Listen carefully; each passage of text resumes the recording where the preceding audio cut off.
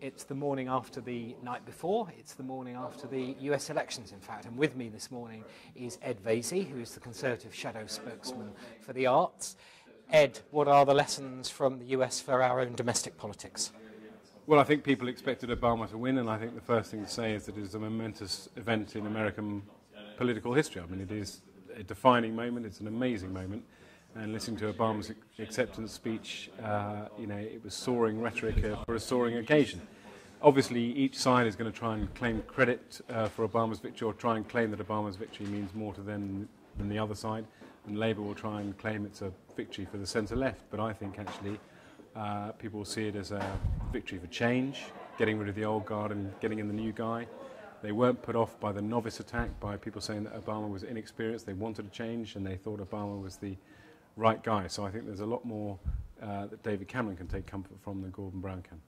But we're coming into a pretty horrible economic period, and the message of hope might be struggle a little bit, put it that way, in the face of having to sort out an absolute pig of an economy. So do you think for Cameron over the next few months it's going to be good, positive stuff, or are we entering a difficult period to be in opposition generally?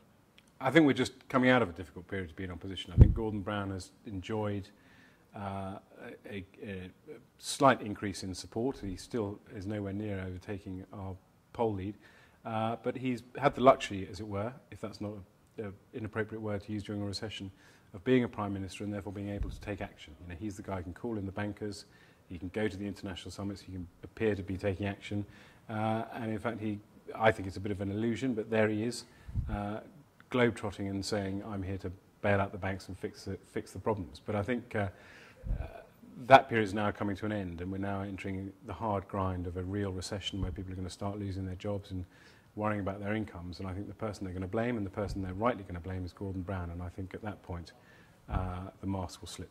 The polls still indicate that more likely than not that David Cameron will be the next Prime Minister. What do you think is going to be top of his agenda as he sits down at the big table for his first cabinet meeting?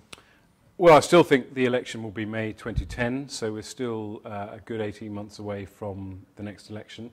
So a lot could have changed by then, but I think just as Barack Obama will be entering the White House, I think now with a clear priority to tackle the American recession, whereas maybe a year ago you would have said his clear priority would have been to deal with Iraq. Mm-hmm. So I think David will want to start by making sure the economy is back on track, and by putting in place proper regulatory systems to try and minimise the risk of this kind of crash ever happening in the future, and ensuring that we spend the taxpayers' money sensibly, and that we give the taxpayer back, as he's always said, give the taxpayer back money where we're able to do so. But he's not going to lose sight of his other chief priorities, which are fixing the NHS, fixing our schools, and also tackling global warming.